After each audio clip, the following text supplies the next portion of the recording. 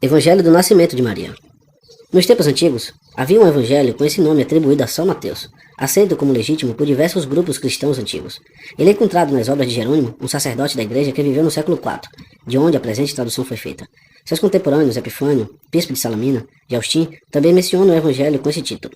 As antigas cópias diferem da de Jerônimo, pois sobre uma delas, o letrado Fausto, nativo da Bretanha e que se tornou bispo de Riez da Provença, esforçou-se para provar que o ungido não era o filho de Á, até o seu batismo, e que ele não era da casa de Davi e da tribo de Judá, porque, de acordo com o evangelho que ele citou, a própria Virgem não era dessa tribo, mas sim da tribo de Levi, sendo que seu pai era um sacerdote com o nome de Joaquim. Foi também neste evangelho que o grupo dos coleridianos estabeleceu o culto e a oferta de pães e biscoitos ou de folhados como sacrifício a Maria, quem eles imaginavam ter nascido de uma virgem, assim como é relatado no evangelho canônico, que o Messias nasceu dela. Epifânio também cita uma passagem relativa à morte de Zacarias, que não está presente na versão de Jerônimo.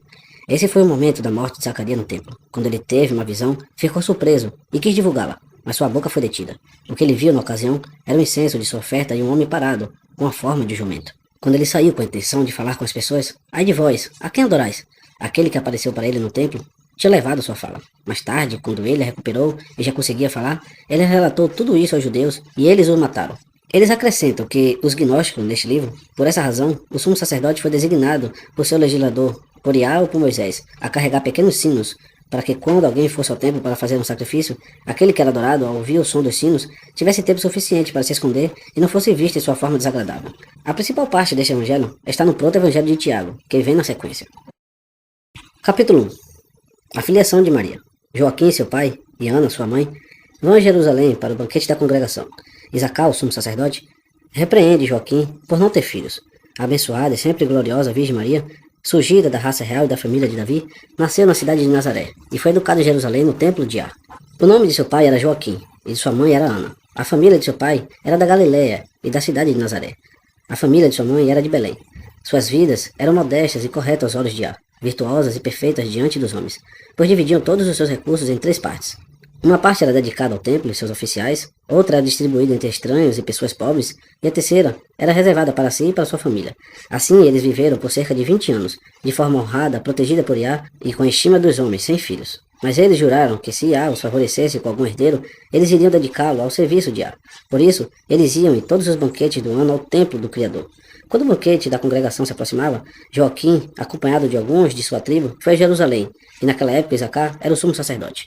Isacar, quando viu Joaquim junto ao resto de seus semelhantes, levando suas ofertas, ignorou ele suas ofertas e perguntou a Joaquim: por que ele, que não tem filhos, cogita aparecer dentre aqueles que tem? Além disso, suas ofertas nunca poderiam ser aceitas pelo Criador, que o julga desmerecedor de ter filhos. As Escrituras dizem: amaldiçoado é aquele que não gera um filho, um homem Israel. Elas também dizem que ele deve primeiro se livrar dessa maldição ao gerar algum herdeiro, para somente então se colocar na presença do Criador com suas ofertas. Joaquim, consternado com a vergonha de tal repreensão, recolheu-se em meio aos pastores que estavam com seu gado nos pastos. Ele não tinha vontade de voltar para casa, nem mesmo para seus vizinhos, que estavam presentes e ouviram tudo o que o sumo sacerdote dissera, e que iriam censurá-lo em público da mesma maneira. Capítulo 3. O anjo aparece para Ana e diz que ela gerará uma filha dedicada ao serviço de Á no templo, a qual, sendo virgem e não conhecendo nenhum homem, gerará ao soberano e dá a ela um sinal sobre isso. Joaquim e Ana se encontram e se alegram, e louvam o Criador. Ana concebe e gera uma filha chamada Maria. Depois disso o anjo aparece a Ana, sua esposa, e diz: não tenhas medo, nem penses que o que vês é um espírito. Pois eu sou o anjo que levou tuas orações e ofertas a Iá, e fui agora enviado a ti para te informar que uma filha nascerá a ti, e deve ser chamada de Maria. E ela será abençoada dentre todas as mulheres. Ela estará logo ao seu nascimento, repleta de graça do Criador, e deverá ficar durante os 3 anos de sua amamentação na casa de seu pai. Depois, ao ser dedicada ao serviço do Criador, não deverá sair do templo até que alcance a maioridade. Resumindo, ela deverá servir ao Criador dia e noite em jejum e oração. Deverá se abster de tudo que é impuro e nunca conhecerá nenhum homem. Mas sendo o exemplo inigualável, sem impureza ou mácula, de uma virgem que não conheceu nenhum homem, gerará um filho.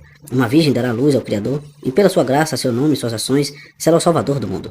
Portanto, vai a Jerusalém, e quando chegares ao portão, que é conhecido como Portão Dourado, porque é revestido de ouro, como um sinal do que eu anunciei a ti, encontrarás teu marido, por cuja segurança te procuraste. Quando vires todas essas coisas acontecerem, acredita que todo o resto do que te anunciei também irá certamente acontecer.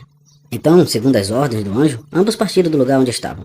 E ao chegar ao local especificado pelo presságio do anjo, se encontraram. Contentes por se encontrarem pela promessa de um filho, eles agradecem propriamente a Iá, que enaltece os humildes. Após louvarem ao Criador, eles voltaram para casa e viveram na esperança alegre e segura da promessa do Criador. Então Ana concebeu e deu à luz uma filha que, segundo a instrução do anjo, chamava-se Maria. Capítulo 4. Maria foi levada ao templo aos 3 anos de idade.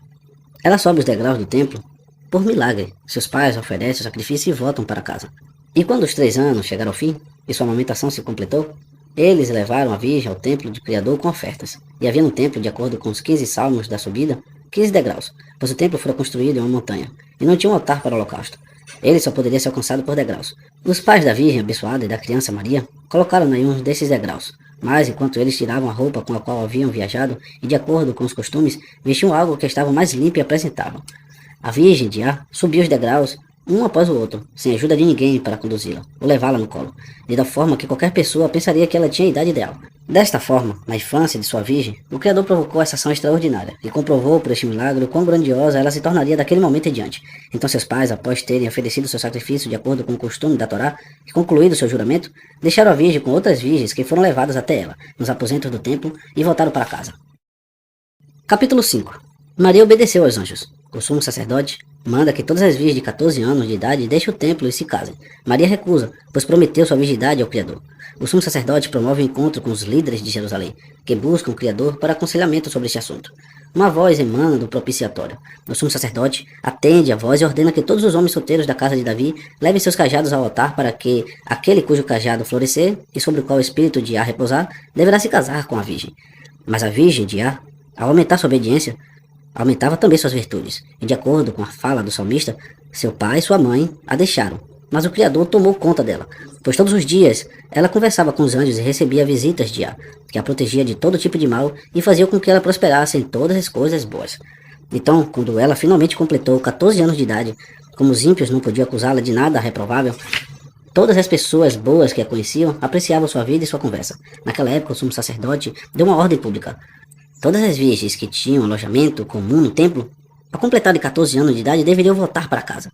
E como já estavam maduras, segundo o costume de sua terra, deveriam se casar.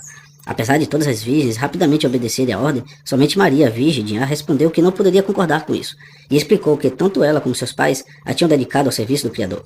Além disso, ela tinha prometido sua virgindade a Iá, e ela nunca quebraria essa promessa ao se deitar com um homem. O sumo sacerdote, ao ver que estava diante de uma dificuldade, vendo que de um lado não poderia quebrar a promessa e transgredir a escritura que diz, prometei e cumpri, e de outro, não poderia promover um costume que as pessoas não conheciam, ordenou que no próximo banquete todos os líderes de Jerusalém e das vizinhanças deveriam se encontrar, para que ele tomasse seu conselho sobre como agir diante de uma situação tão difícil. Quando eles se encontraram, foram unânimes em concordar que deveriam buscar a Iá e se aconselhar com ele sobre esse assunto. Quando todos começaram a orar, o sumo sacerdote, de acordo com o costume, consultou-se com Iá.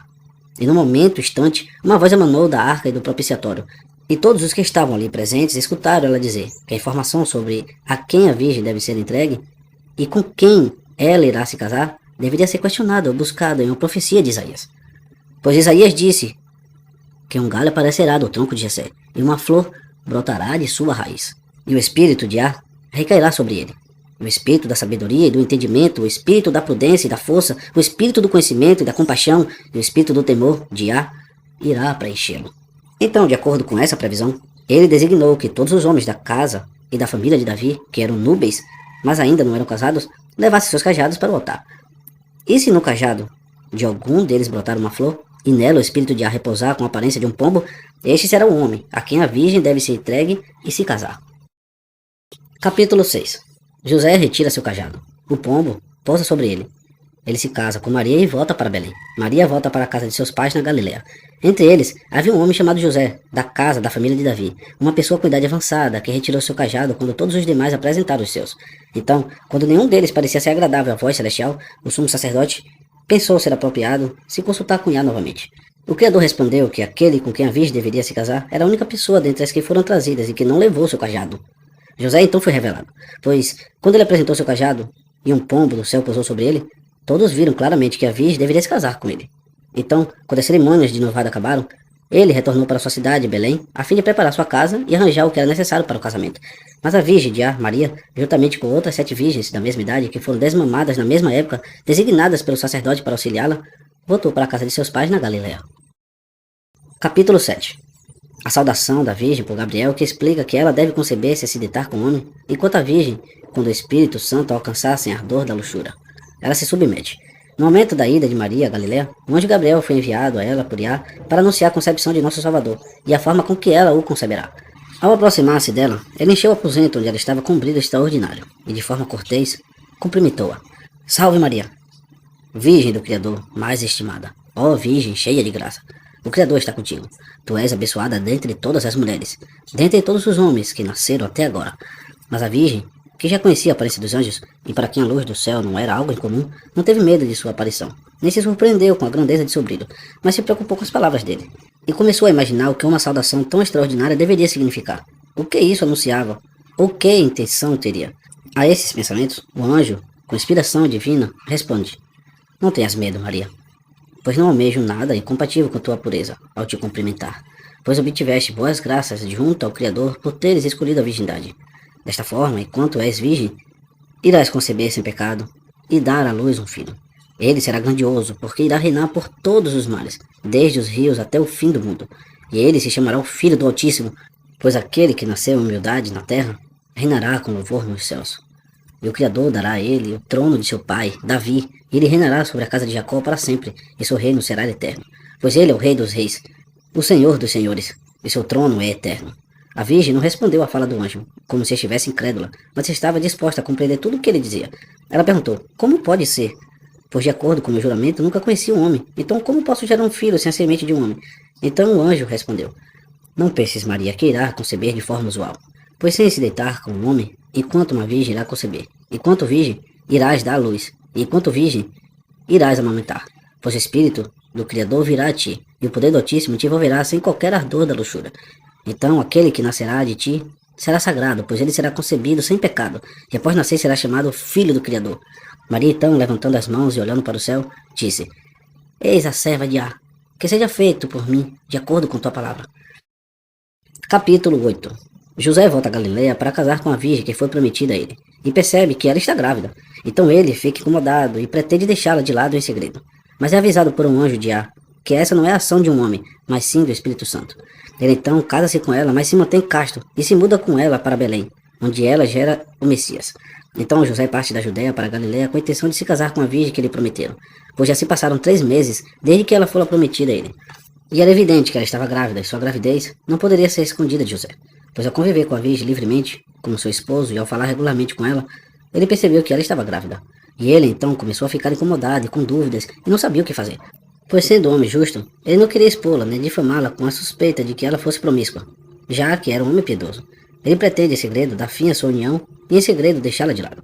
Mas enquanto ele pensava em tudo isso, eis que um anjo de Á apareceu a ele em seu sonho e disse: José, filho de Davi, não tenhas medo. Não desconfies que a virgem é adúltera. Não penses em nada impróprio sobre ela, nem tenhas medo de tomá-la como esposa, pois o que está sendo gerado nela, e que agora te aflige, não é obra de homem, mas sim do Espírito Santo. Pois ela é, dentre todas as mulheres, a única virgem que dará luz ao filho de Á, e tu o chamarás de Yeshua, que significa o Salvador, pois ele livrará seu povo de seus pecados. José, então, de acordo com a instrução do anjo, casou-se com a virgem e não teve relações com ela, mas a manteve em castidade. O 9º mês da gestação se aproximava enquanto José levava sua esposa e tudo o que precisavam para Belém, a sua cidade. E enquanto estavam em Belém, o dia do parto chegou. Ela deu à luz seu primogênito, como os evangelistas sagrados ensinaram. O nosso Salvador, Yeshua ungido, que junto ao Pai, vive e reina na eternidade. Fim.